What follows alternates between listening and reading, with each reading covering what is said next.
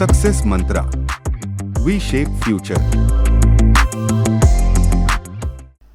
Good morning everyone, my name is Abhay Singh and I welcome you all in today's video analysis of The Hindu. Today is 26th of May 2024 but आज 26 मई के अलावा Sunday भी है, तो आज के newspaper में हमारे लिए बहुत कम रेलेवेंट पार्ट है कवर करने के लिए, तो हम लोग बहुत आसानी से बहुत आराम से उन सारी चीज़ों को कवर करेंगे।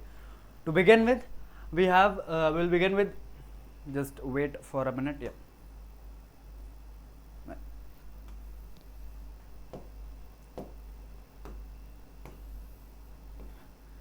another political news, 61.2% voting in sixth phase amid stray incidents of violence in Bengal. This is not important for us. What is important for us is on the right hand side of the newspaper, and what is this? I will look into it. So few days ago we have covered a news where there was a petition in the Supreme Court of India by the ADR, Association for Democratic Reforms. There was a petition in the Supreme Court of India regarding the publication of the electoral data. अभी electoral data किस data की हम लोग बात कर रहे हैं, हर phase में कितनी वोटिंग हुई है, कितने वोट्स पड़े हैं, कितना वोट एग्जैक्ट जो पोल काउंट है वो कितना है, इस चीज़ को लेकर के एक पिटीशन गया था सुप्रीम कोर्ट में। और उस पिटीशन में एडीआर ने बस एक छोटी सी चीज़ डिमांड की थी कि इलेक्शन कमीशन ऑफ इंडिया को जो पूरा डेटा होता है ना कि कितने वोट्स पड़े, कितने वोट टोटल किस पर्टिकुलर फेज में पड़े, ये डेटा रिलीज करना चाहिए। इस पर्टिकुलर पिटीशन में सुप्रीम कोर्ट में इलेक्शन कमीशन ऑफ इंडिया का एक 252 पेजेस का एक एफिडेविट गया था। उस एफिडेविट में इलेक्शन कमीशन ऑफ इंडिया ने एक छोटी सी चीज़ बोली थी, वो ये चीज़ थी कि we are not bound to disclose the data. वो फॉर्म 17C, वो फॉर्म 17C क्या होता है, what is form 17C?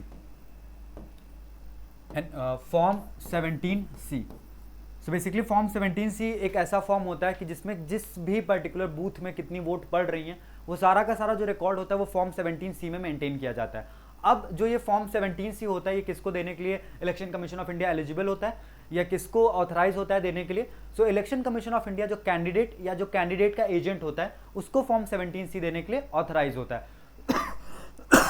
Excuse me. So basically election commission of India ने अपने पिटीशन में इतना ही बोला था कि हम लोग ये डेटा जो है रिवील करने के लिए बाउंड नहीं है। फॉर्म 17C का जो डेटा होता है वो जो कैंडिडेट होता है, कैंडिडेट का जो एजेंट होता है उसके लिए होता है, और हम वो डेटा जो कैंडिडेट या उसके एजेंट को हम लोग सप्लाई कर देते हैं।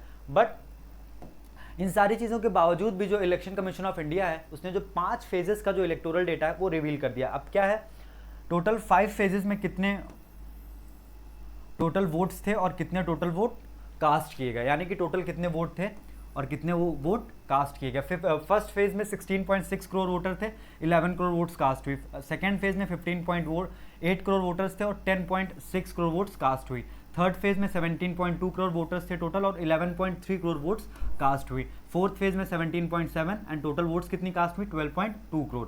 And in the last phase that is fifth phase 8.9 CR were the registered voter, और वोट कितने काउंट हुए टोटल कास्ट हुए 5.6 CR, 5.6 CR। तो ये जो डेटा था ये डेटा रिलीज नहीं करना था, रिवील नहीं करना था, but election commission of India ने ये पूरा का पूरा डेटा रिवील किया। इसके पीछे जो सबसे मेन ऑब्जेक्टिव है इलेक्शन कमीशन ऑफ इंडिया का वो ये है कि जो डेमोक्रेटिक प्रोसेस होता है, इलेक्शन का एक डेमोक्रेटिक प्रोसेस होता है। इस डेमोक्रेटिक प्रोसेस पे बहुत अलग अलग तरीके के क्वेश्चंस उठ रहे थे, उन सारे क्वेश्चन को आंसर करने के लिए basically election commission of India ने क्या किया कि सारा का सारा डेटा रिलीज कर दिया है। ठीक है, अब इस न्यूज़ में यही सारी चीज़ें इंपॉर्टेंट थी, इसके अलावा कुछ भी इंपॉर्टेंट नहीं है एग्जाम के पॉइंट ऑफ व्यू से।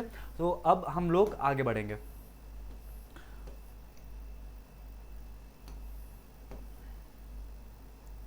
Now, this is another important news. Bhutan PM extols smart city project. So basically, rejecting comparisons to other cost-intensive, low-return smart city projects worldwide, Bhutan Prime Minister Tshering Tobgay said that Galpyu Mindfulness City is once-in-a-lifetime opportunity for Indian investors in the 2,000 square kilometer carbon-negative city project being designed. So basically, एक भूटान में एक project है, ये project का नाम है गैल्पू mindfulness city. ये जो पर्टिकुलर प्रोजेक्ट है, इस पर्टिकुलर प्रोजेक्ट के लिए जो भूटान के प्राइम मिनिस्टर हैं मिस्टर टिसेरिंग टोबगे, इन्होंने बोला कि it is a once in a lifetime opportunity for Indian investors in the 2000 square kilometre carbon negative city project being design. So ये जो पर्टिकुलर प्रोजेक्ट है गैल्पू माइंडफुलनेस सिटी प्रोजेक्ट, ये एक बहुत ही इंपॉर्टेंट प्रोजेक्ट है भूटान के लिए, और इंडिया भूटान के जो रिलेशंस हैं उन रिलेशंस के लिए भी ये पर्टिकुलर प्रोजेक्ट बहुत इंपॉर्टेंट है। अब जो ये पर्टिकुलर प्रोजेक्ट है ये भूटान में है। भूटान में कहाँ पे? गैल्पो एक सिटी है। अब ये जो 2000 स्क्वायर किलोमीटर में ये पर्टिकुलर प्रोजेक्ट पूरा डेवलप किया जाना है। अब ये जो 2000 स्क्वायर किलोमीटर का एरिया है ये पूरा का पूरा कार्बन नेगेटिव एरिया है, ठीक है। तो अब इस चीज में, इस पर्टिकुलर न्यूज में जो इसका आगे का कॉन्टिन्यूएशन है, हम जब पेज नंबर 12 पे पहुंचेंगे तब हम सारी की सारी चीजें वहां पे कवर करेंगे। बट मैं आप लोगों को एक चीज और बता देना चाहूंगा कि मार्च के महीने में, in the month of March, there was an official visit of prime minister Narendra Modi. अब वो विजिट जो उनकी थी वो कहाँ के लिए थी? भूटान के लिए।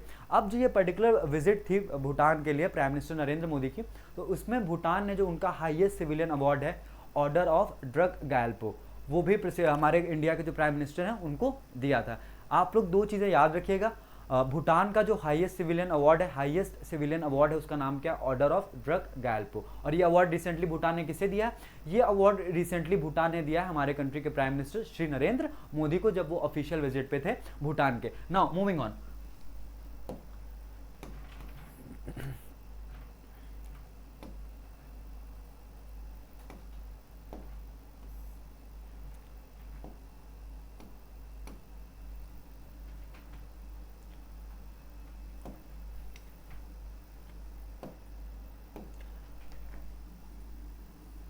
Now another important news, Rajasthan to review quota for Muslims under OBC category. So basically Rajasthan government will review the quota which is given to Muslims under the other backward classes category. So basically जो OBC category में Muslims को reservation दिया जाता है राजस्थान में, उसको राजस्थान की government review करने वाली है। Now moving on to this particular news, the Bharatiya Janata Party government in Rajasthan is set to review the reservation to jobs and reservation in jobs and education. Reservation किन किन चीज़ों में मिल रहा था?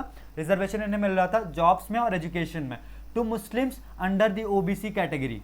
सो they basically जो राजस्थान की government है वहाँ पे भारतीय जनता पार्टी की गवर्नमेंट है। अब ये लोग क्या करने वाले हैं कि जो मुस्लिम्स को रिजर्वेशन मिल रहा था ओबीसी कैटेगरी में, इसको रिव्यू करने वाले हैं, ठीक है। अब इसके लिए इन्होंने एक हाई लेवल कमेटी भी फॉर्म कर दी है, जो सारी की सारी जो कमेटी होगी, इस कमेटी का बेसिक ऑब्जेक्टिव ये होगा कि ये लोग देखेंगे, इसको रिव्यू करेंगे कि मुस्लिम्स को जो ओबीसी कैटेगरी में रिजर्वेशन राजस्थान में मिल रहा है वो मिलना चाहिए या नहीं मिलना चाहिए। इस पर्टिकुलर कमेटी का सिर्फ यही ऑब्जेक्टिव है, ठीक है। Now moving on.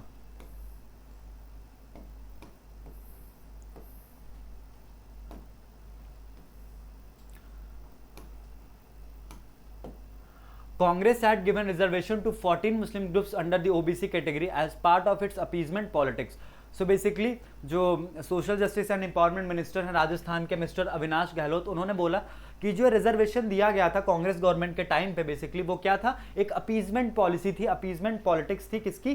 Congress government की। और जो ये बेसिस था इस पर्टिकुलर रिजर्वेशन को देने का, जो मुस्लिम्स को ये रिजर्वेशन दिया गया था राजस्थान में, इसका जो बेसिस था वो रिलीजन था। और इंडियन कॉन्स्टिट्यूशन जो है, हमारा जो कॉन्स्टिट्यूशन है, the constitution of India clearly prohibits giving reservation on the basis of religion. So इस पर्टिकुलर पॉइंट को बेसिस बना करके राजस्थान की जो गवर्नमेंट है वो पर्टिकुलरली क्या करने वाली है कि जो मुस्लिम्स को रिजर्वेशन मिलेगा उसको वो लोग रिव्यू करने वाले हैं, ठीक है। Now moving on.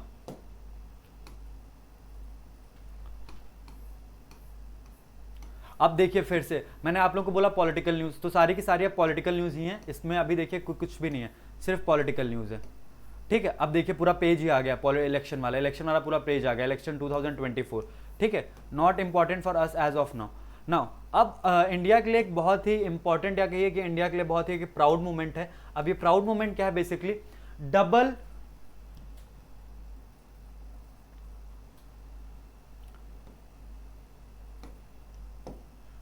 Double treat at Cannes as Payal and Anasuya bag award. So basically Cannes film festival में इंडिया को इस बार 2 अवार्ड मिले। अब ये 2 अवार्ड किस किस को मिले? Miss Payal and Anasuya. Now अब हम लोग ये भी देख लेते हैं कि किन डिफरेंट कैटेगरीज में मिले हैं। अब मैं आप लोगों से एक चीज़ शेयर करना चाहूँगा कि आप लोगों को, इन 2 लोगों को जिनको ये अवार्ड मिला है, इनका नाम तो याद ही रखना है, बट पर्टिकुलरली इन्हें किस कैटेगरी में अवार्ड मिला और किस फिल्म के लिए अवार्ड मिला, आपको वो भी याद रखना है ना। Moving on. India received a double treat at the Cannes Film Festival this year with filmmaker Payal Kapadia taking home the Grand Prix Award. Payal Kapadia को कौन सा अवार्ड मिला है? Grand prix award for her spellbinding drama All We Imagine as Light. So basically जो पायल कपाड़िया को कौन सा award मिला है? ग्रैंड प्री अवार्ड, और ये अवार्ड इन्हें किस चीज़ के लिए मिला है? All We Imagine as Light. जो आप लोगों को याद रखना है कि पायल कपाड़िया को कौन सा अवार्ड मिला है? Grand prix award. और किस पर्टिकुलर मूवी के लिए मिला है? All We Imagine as Light. Now we are coming to the second winner at the Cannes film festival. So India का सेकंड विनर कौन था कांस फिल्म फेस्टिवल पे? So second winner was Anasuya Sen Gupta. Anasuya Sen Gupta को क्यों अवार्ड क्यों मिला है? One of the lead stars of the film The shameless. तो बेसिकली जो अनुसुईया सेन गुप्ता को अवार्ड मिला वो उनकी मूवी द शेमलेस के लिए मिला है, ठीक है। नाउ मूविंग ऑन, अब जो इनकी कैटेगरी थी अनुसुईया सेन गुप्ता की, वो किस कैटेगरी में इनको अवार्ड मिला? अवार्ड मिला इन्हें अनसर्टेन रिगार्ड कैटेगरी, ठीक है। आप लोगों को दो चीजें मैंने बताई कि पहली विनर कौन है? मिस पायल कपाड़िया। पायल कपाड़िया को अवार्ड कौन सा मिला है? Grand prix award. और ये अवार्ड इन्हें किस मूवी के लिए मिला है? We Imagine as Light. अब सेकंड विनर पे आते हैं। सेकंड विनर कौन थी? अनुसुईया सेन गुप्ता। अनुसुईया सेन गुप्ता को किस चीज के लिए ये अवार्ड मिला है? इनकी एक मूवी है द शेमलेस के लिए इन्हें अवार्ड मिला है, और कैटेगरी कौन सी है? अनसर्टेन रिगार्ड कैटेगरी, ठीक है। अब आप लोगों को ये दो चीजें याद रखनी है। अब इस पर्टिकुलर न्यूज में हमारे लिए इसके अलावा कुछ भी इंपॉर्टेंट नहीं है, सिर्फ हमें दो चीजें याद रखनी थी, जो दो की दो चीजें हमने आपसे डिस्कस कर ली हैं, ठीक है। Now moving on,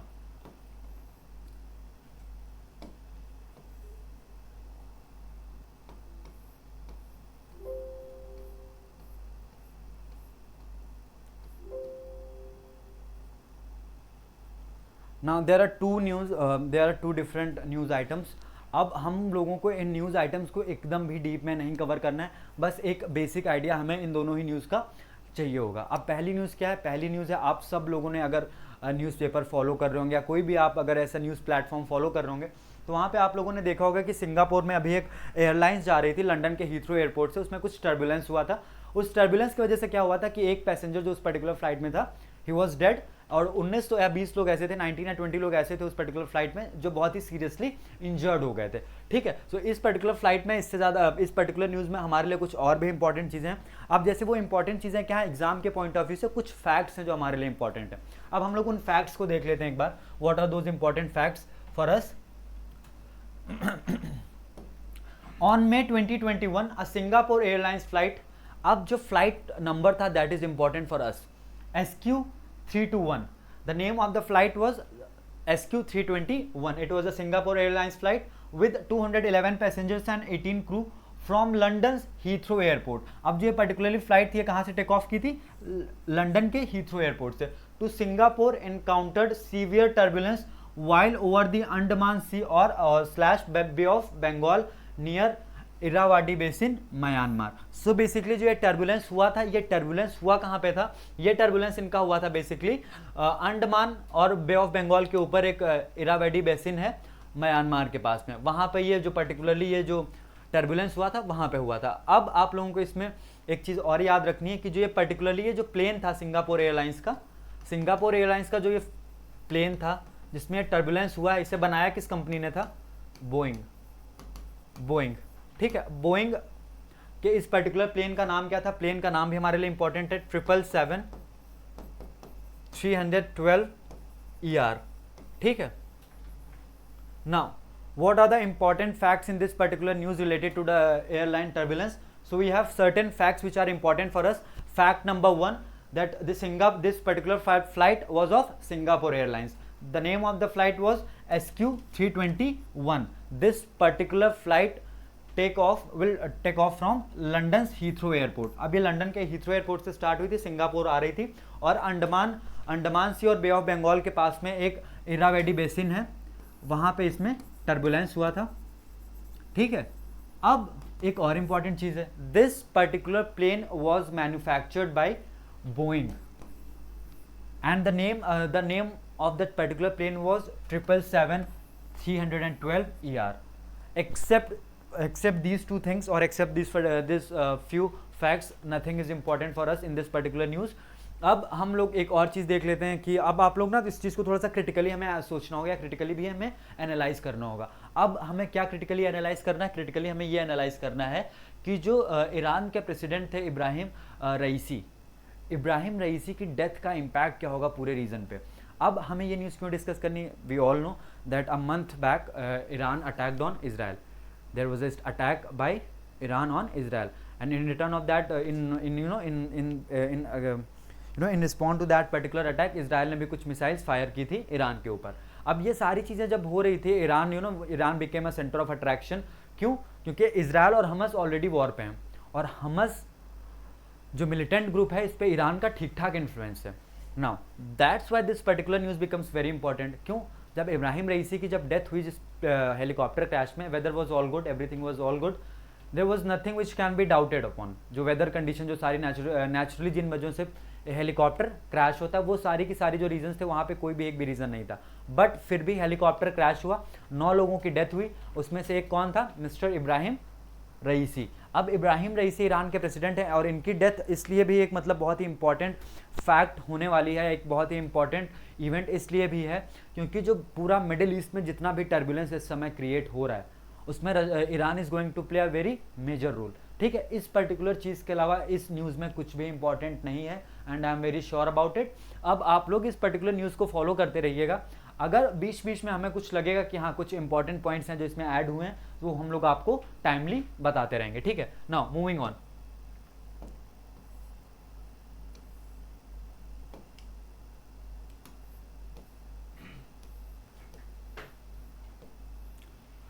Now, man on a mission. The ICC chief, the International Criminal Court chief prosecutor says that leader of Hamas and Israel government have committed war crimes and crime against humanity. So, who is the chief who is the chief prosecutor of International Criminal Court? Mr. Karim A.A. Khan. Mr. Karim A.A. Khan, who has recently sworn in as the chief prosecutor of International Criminal Court. He took oath as the chief prosecutor in June 2021. He famously said the court should be judged by its act. The proof of pudding should be in the eating. The proof of the pudding should be in the eating. So basically एक common phrase है कि अगर आपको ये पता करना है कि पुडिंग कैसी थी तो उसके लिए आपको पहले पुडिंग खानी पड़ेगी। ठीक है, नाउ बेसिकली जो इनका एक स्टेटमेंट है, ये बहुत ही इंपॉर्टेंट स्टेटमेंट है। वो क्या है? By announcing his decision on May 20 to apply for arrest warrants against both the leadership of Hamas and Israel, Mr. Khan seems to have taken an indelible step towards demanding accountability for the Israel and Hamas war. So basically जो ये chief prosecutor थे international criminal court के, mister Karim A Khan, इन्होंने ये बोला कि इन्होंने क्या किया कि अभी May 20 को 2 अरेस्ट वारंट इशू हुए। एक अरेस्ट वारंट था मिस्टर नेतन्याहू जो इजराइल के प्राइम मिनिस्टर, उनके लिए इशू हुआ, और दूसरा जो वारंट था वो जो हमस के लीडर्स हैं उनके अगेंस्ट इशू हुआ। अब इस पर्टिकुलर वारंट को इशू करने के पीछे जो मेन ऑब्जेक्टिव है, the main objective is that someone should take the responsibility और the accountability of this particular war, because civilian casualty इसमें बहुत हो रही, गाजा और रफा में हम सब लोगों को पता है कि क्या हो रहा है। That's why this particular news becomes very important. हमें सिर्फ इसमें 2 चीज़ें याद रखनी है। पहला तो हमें ये याद रखना है कि who is this man on a mission. So the man on a mission is mister Karim A Khan, और इंटरनेशनल क्रिमिनल कोर्ट में ये चीफ प्रोसिक्यूटर हैं। ये चीज़ आप लोग याद रखिएगा, इंटरनेशनल कोर्ट ऑफ जस्टिस से इनका कोई भी रिलेशन नहीं है। Now moving on.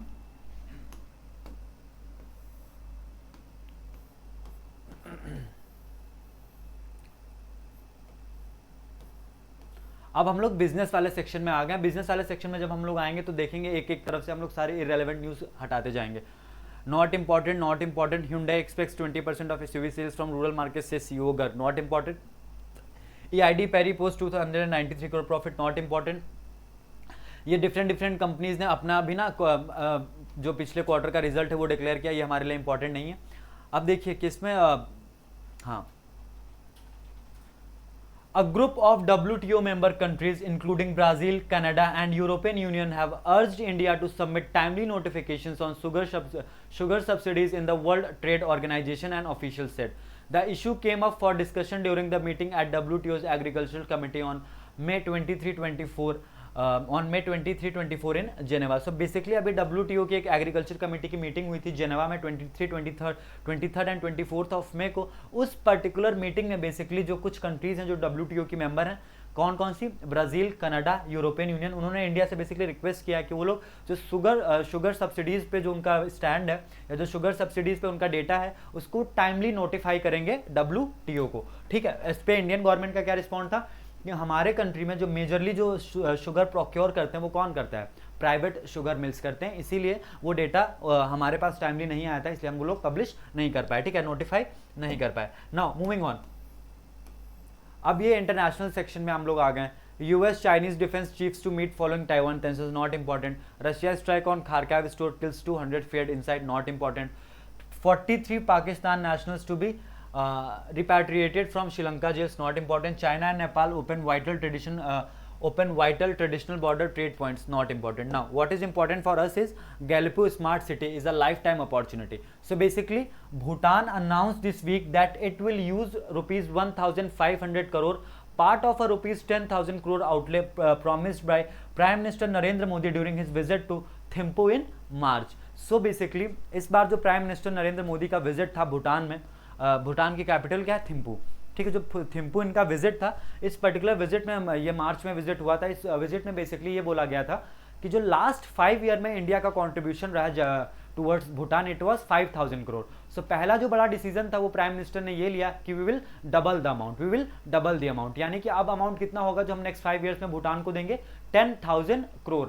And out of this 10,000 crore, rupees 1,500 crore will be rupees 1,500 crore, part of a rupees 10,000 crore outlay promised by Prime Minister Narendra Modi for an economic stimulus program.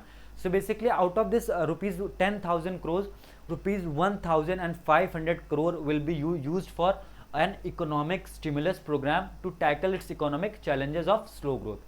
So basically जो ये 10,000 crore rupees India देगा भूटान को, उसमें से ये लोग जो 1500 करोड़ है वो उसको किस चीज़ के लिए यूज़ करने वाले हैं, इकोनॉमिक स्टिमुलस प्रोग्राम के लिए। इकोनॉमिक स्टिमुलस प्रोग्राम क्या है, जो स्लो इकोनॉमिक ग्रोथ है, जो स्लो इकोनॉमिक ग्रोथ है भूटान का, उस चीज़ को टैकल करने के लिए लोग 1500 करोड़ रुपीज़ यूज़ करेंगे। उसके अलावा जो 8,500 करोड़ रुपीज़ जो रिमेनिंग अमाउंट है जो बचेगा, बेसिकली वो लोग क्या करेंगे कि 13th 5 ईयर प्लान के लिए इन लोगों ने ये बोला है कि भूटान के जो प्राइम मिनिस्टर हैं उन्होंने टेसरिंग टोब्गे, उन्होंने बोला है कि 1500 crore will use for the 1500 crore we will use for economic stimulus program to tackle the slow economic growth in Bhutan, and another 8,500 crore we will use in 13th 5-year plan.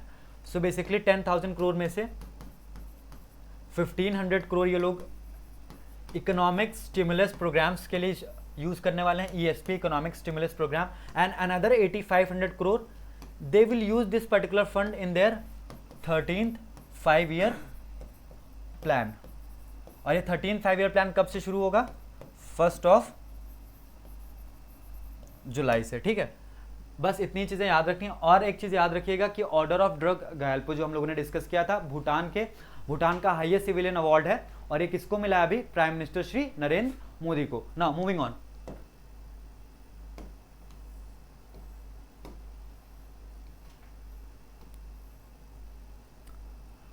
Muizu seeks easier funding to battle rising sea levels in low-lying Maldives. So basically जो Maldives के president हैं, we all know his name, Mohammed Muizu. The Maldives on Saturday demanded international funding to battle rising sea levels, saying the low-lying Indian Ocean archipelago. Now what is archipelago? Important for us, what is archipelago? Archipelago is nothing but a chain of island. What is Lakshadweep? Lakshadweep is an archipelago. Archipelago का मतलब क्या हुआ, a series or a chain of island. Archipelago was being unfairly excluded from the most generous support measures. The Maldives is liable for just 0.003% of global emissions, but is one of the first country to endure the existential consequences of the climate crisis. So basically जो Maldives के president हैं, he had given this particular statement that Maldives contribution is only 0.003% in global emission. But what is important in this particular fact, इनका ये कहना था कि हमारा जो टोटल ग्लोबल एमिशन में कंट्रीब्यूशन है वो 0.003% का है, बट उसके बावजूद Maldives will be the first country to face the extreme consequences of climate change. अब इसके लिए इन्होंने बोला है कि हमें अपनी कंट्री को बचाना तो होगा ही। अब ये आइलैंड है, एक ग्रुप ऑफ आइलैंड है, और आइलैंड कहाँ पे होते हैं, सी के अंदर होते हैं, सी के आसपास में होते हैं। सो बेसिकली इनको ये डर लग रहा है कि जो क्लाइमेट चेंज हो रहा है इसकी वजह से पूरा का पूरा मालदीव्स डूब सकता है। सो इसके लिए इन्हें क्या चाहिए, इसके लिए इन्हें चाहिए फाइनेंशियल हेल्प। अब फाइनेंशियल हेल्प कितनी चाहिए, $500 million की. To mitigate those effects, they required $500 million to mitigate the effects of climate change, because they say that they only contribute to 0.003%. फिर भी उसके बावजूद इनका कंट्रीब्यूशन इतना कम है ग्लोबल एमिशन में, उसके बावजूद इनकी कंट्री पहली ऐसी कंट्री बनेगी, या इनकी कंट्री ऐसी कंट्री बनेगी जो सबसे पहले क्लाइमेट चेंज के इफेक्ट्स को झेलेगी. ठीक है, सिर्फ इतना ही इंपॉर्टेंट था, इसके अलावा कुछ भी इंपॉर्टेंट नहीं था. दो चीजें याद रखनी है. Archipelago, what is an archipelago? Archipelago is nothing but a group of island. ठीक है, और दूसरा इंपॉर्टेंट न्यूज कि Maldives contribute only 0.003% in global emission. And third is who is the president of Maldives? Mohamed Muizzu. Now moving on. फिर sports section में आ गए. Sports section में हमारे लिए आज के लिए सिर्फ इतना ही इंपॉर्टेंट है. संडे का दिन है, 26 मई है, और आज क्या है? आज है आईपीएल का final. So I am supporting Kolkata Knight Riders. कोरबो लोरबो जीतबो रे. ठीक है, आप लोग अपनी अपनी टीम को सपोर्ट कर सकते हैं, कोई दिक्कत नहीं है. With this we have completed the video news analysis of the Hindu. अगर आप लोगों में से किसी का कोई भी डाउट होता है, do punch in your doubts. Thank you so much for watching today's video analysis. Just a minute, ये जो लास्ट में अभी फंबल हुआ है ना, पता है किस लिए हुआ है? पीछे देखिए कौन दिख रहा है. Shreyas Iyer and PAT Cummins. Excitement है ये. Thank you so much.